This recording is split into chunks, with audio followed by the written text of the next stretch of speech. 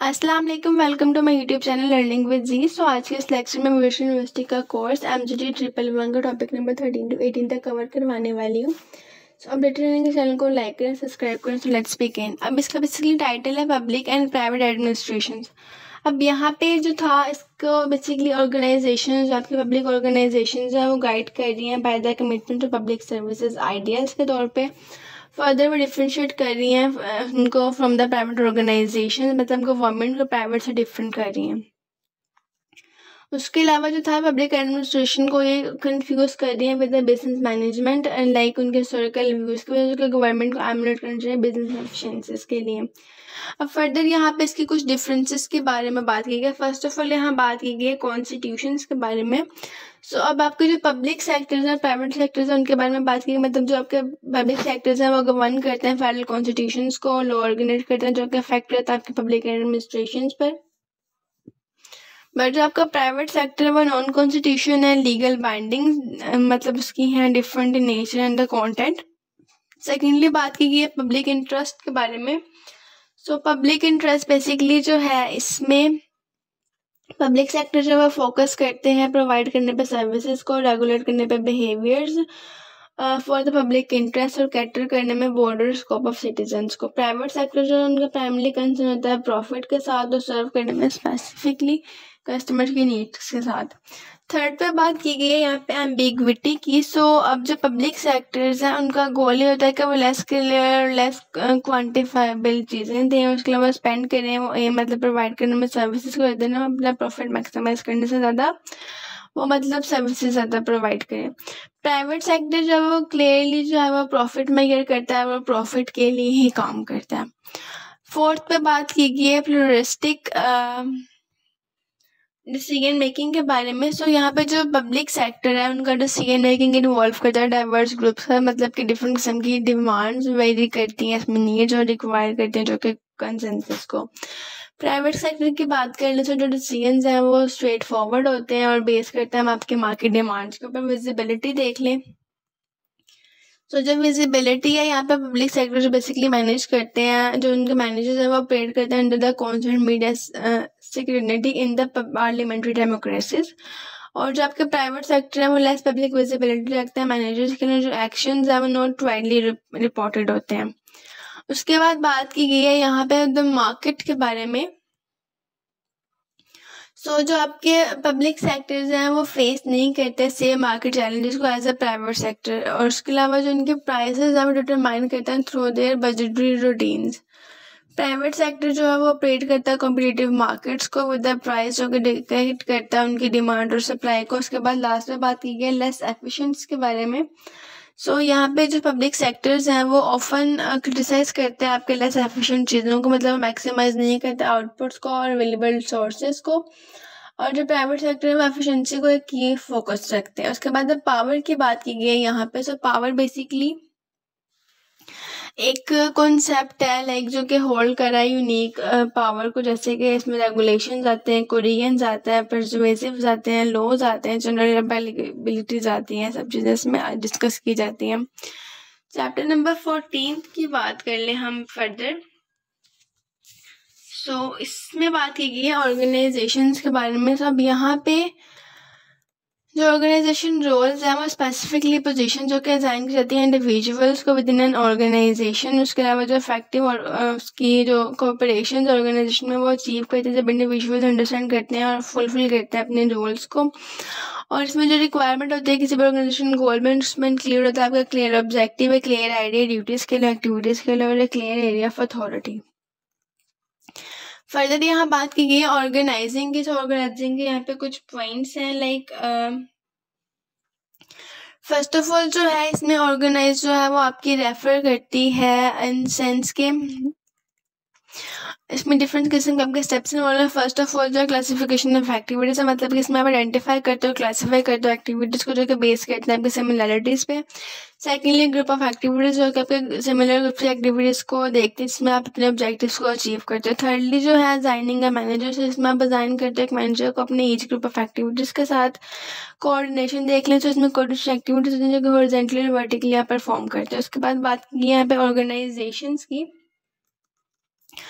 सो organisation refer करती है एक formalize intentional structure of roles and position मतलब किसी within the public work in the people works. अब इसमें आपकी टाइप्स ऑफ ऑर्गेनाइजेशन है, इसमें आपकी फॉर्मल और इनफॉर्मल ऑर्गेनाइजेशन इंक्लूड होती हैं। अब फॉर्मल में बेसिकली जो है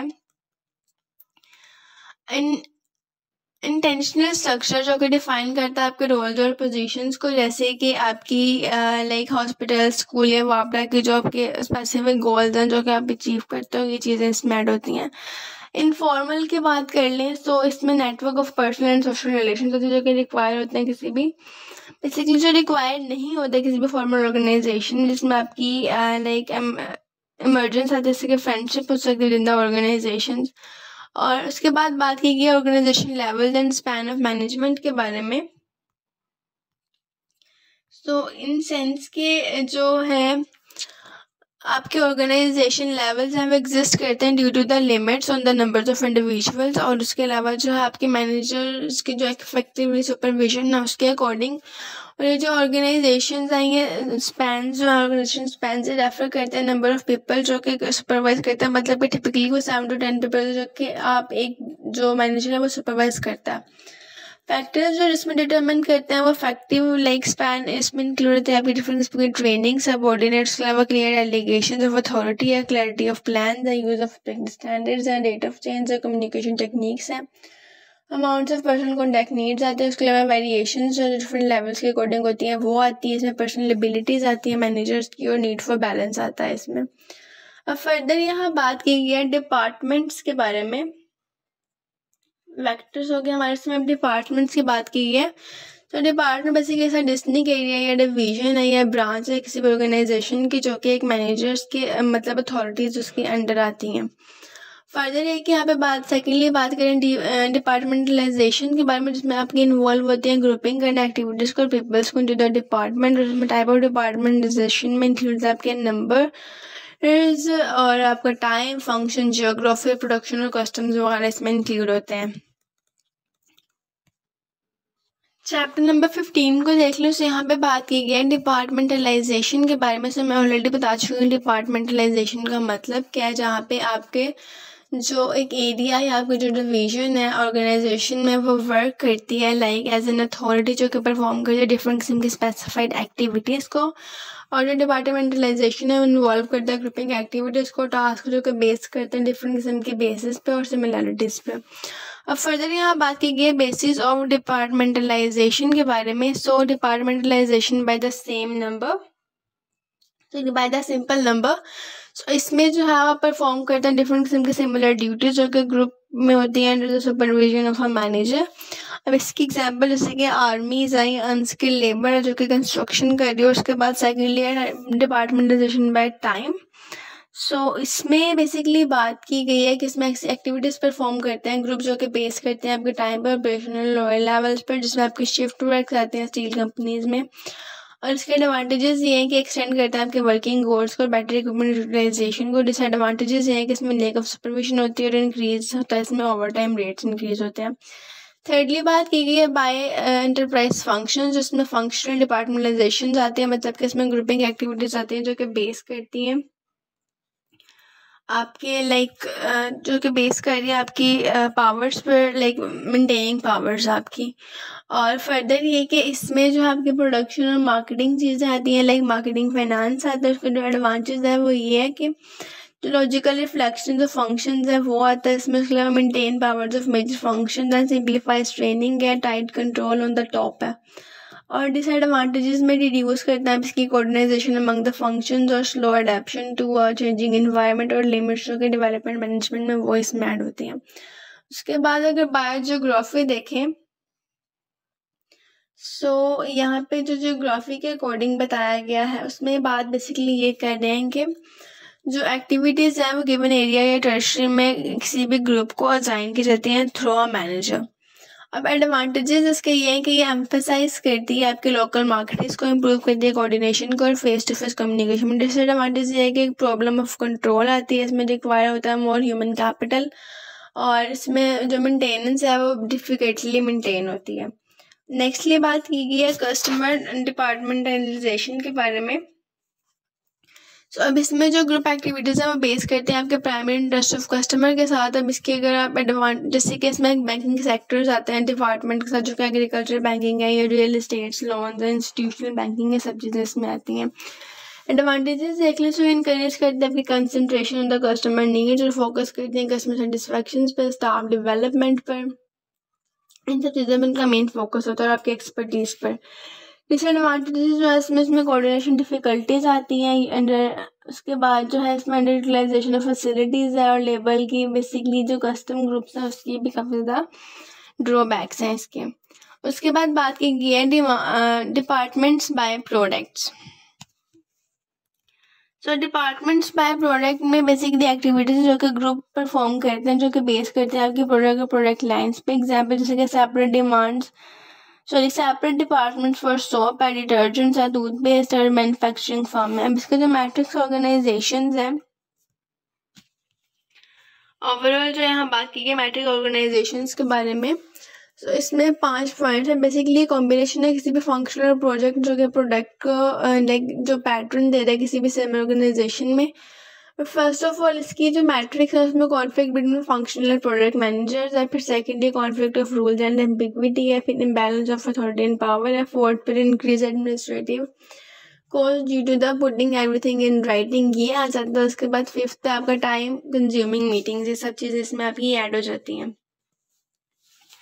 फर्दर ये कि इसमें कुछ की कंक्लूजन मैंने नोट्स में प्रोवाइड की हुई है। चैप्टर नंबर 16 को देख लें, इसमें बात की गई पावर एंड अथॉरिटी के बारे में।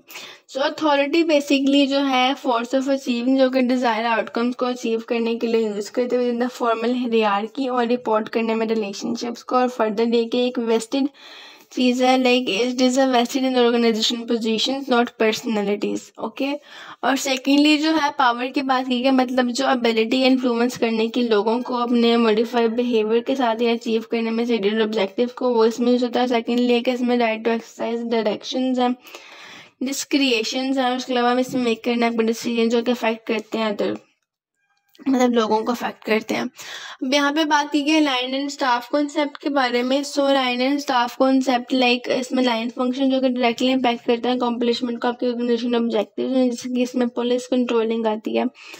स्टाफ फंक्शनिंग की बात करें तो सपोर्ट लाइन फंक्शन जो कि वर्क करता है मोर इफेक्टिव से कि मैनेजिंग द बजट है। तो उसके बाद डेलीगेशन की बात की गई, तो डेलीगेशन है जो कि असाइनमेंट्स हैं या असाइन करते हैं एक फॉर्मल अथॉरिटी को, और फिर उसकी responsibilities for the specific activities to another person. उसके बाद नेचर ऑफ रिलेशनशिप की बात कर रहे हैं यहाँ पर फर्दर।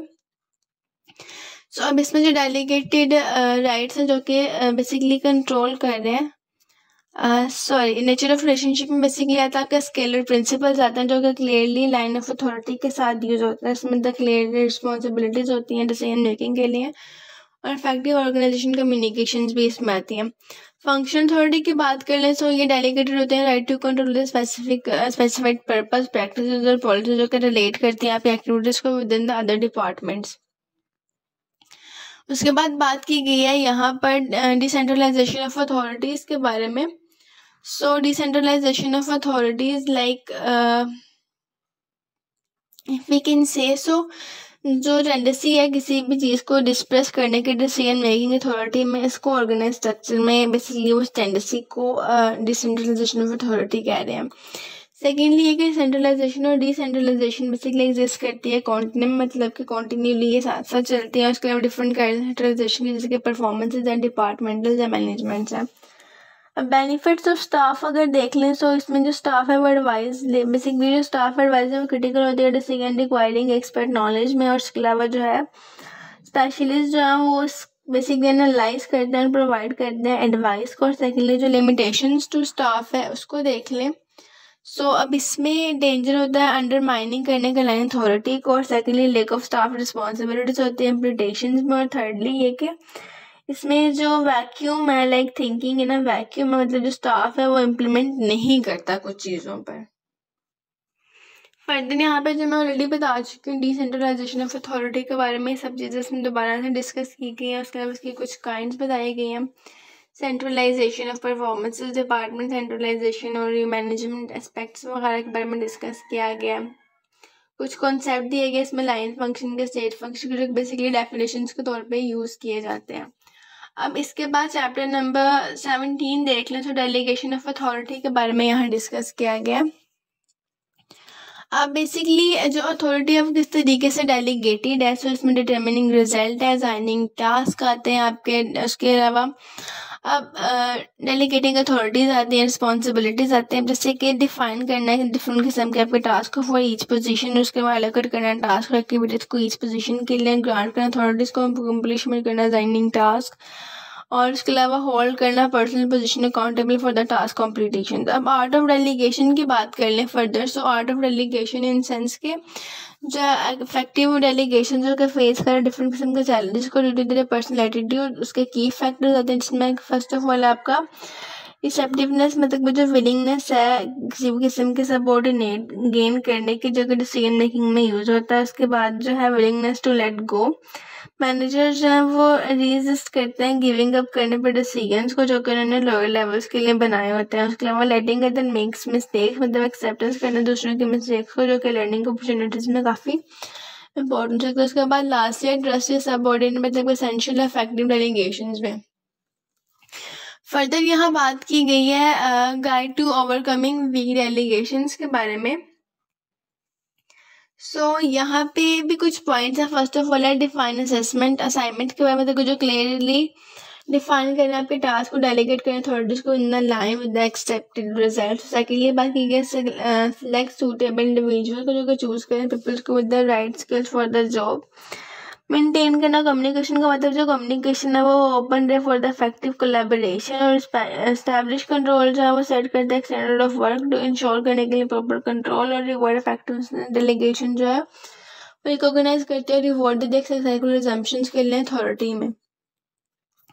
उसके बाद यहाँ बात की गई डिटर्मिनेशन ऑफ डिग्री डेलीगेशंस के बारे में।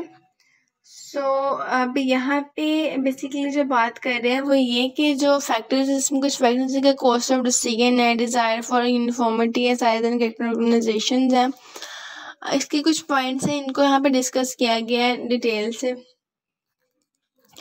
इसका जो कॉस्टली है वो किस तरीके से हायर लेवल्स पे मेड अप की जाती है, इसकी कंसिस्टेंसी क्या है, लार्जर ऑर्गेनाइजेशन किस तरीके से वो लीन टूवर्ड्स डिसेंट्रलाइजेशन किस तरीके से आती है, ऑर्गेनाइजेशन कल्चर जो वो कैसे इन्फ्लुएंस करते हैं डिसीजन को, और उसके अलावा जो टॉप मैनेजर्स हैं वो कैसे थिंक करते हैं इन्फ्लुएंस करने में, डिग्री ऑफ डेलीगेशन को, जियोग्राफिकली क्या डिस्प्रेस आती हैं, और उसके अलावा जो है इसकी अवेलेबिलिटी क्या है, शॉर्ट वेल ट्रेन मैनेजर्स किस तरीके से लीड अप करते हैं सेंट्रल डिसीजन को, उसके अलावा जो डेलीगेशन वो कैसे रिक्वायर करती है रोबस्ट करने के लिए कंट्रोल मैकेनिज्म्स को।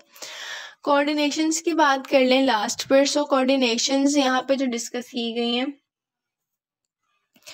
उसमें ये एक प्रोसेस है जो कि इंटीग्रेट करा एक्टिविटीज को क्रॉस द डिपार्टमेंट अचीव करने के लिए ऑर्गेनाइजेशनल गोल्स को एफिशिएंटली, उसके अलावा क्रूशियल है due to their high specialisation, prevent करने में इंडिविजुअल्स को from the losing sights of overall organisation goal. Specialisation जो है बेसिकली वो लीड अप कर रही है डिफरेंट करने में परसेप्शंस को, टाइम ओरिएंटेशंस को, इंटरपर्सनल सिस्टम्स को, और उसके अलावा उसके स्टाइल्स को, लेवल ऑफ फॉर्मेलिटीज को। फर्दर या कंक्लूजन दी गई है इसकी, जिसमें आपके ओवरऑल जो था प्रिंसिपल ऑफ डेलीगेटिंग अथॉरिटीज को डिस्कस किया गया, पर्सनैलिटीज को डिस्कस किया गया, और प्लानिंग को डिस्कस किया गया। और उसके अलावा जो है यहाँ पे कुछ इसके की कॉन्सेप्ट है, art of delegation, coordination, specialisation, सब चीज़ें इसमें ऐड होती हैं। लास्ट में चैप्टर नंबर 18 को देख लो, जहाँ पे बात की गई है प्लानिंग 1, मतलब बेसिकली इसका पार्ट 1 है।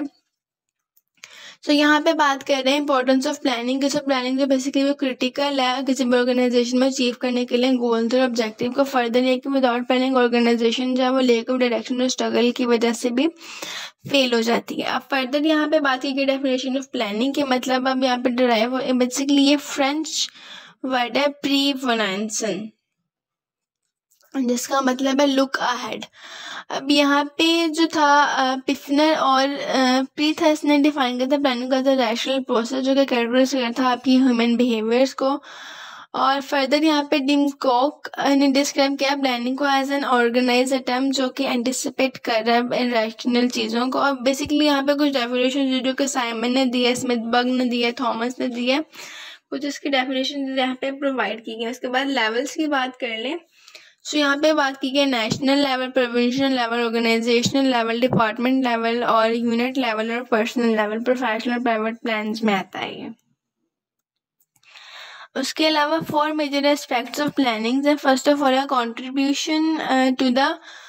Contribution to purpose and objective. Basically इसमें प्लान करते हैं जो कि कंट्रीब्यूट करता है आपके अकम्पलिशमेंट के ऑर्गेनाइजेशन पर्पसेस में। सेकेंडली एक importance in the managerial task का मतलब जो प्लान करता है आपके प्रीसीड को द मैनेजरियल टास्क और इन्वॉल्व करता है आपके सेटिंग ऑब्जेक्टिव्स को।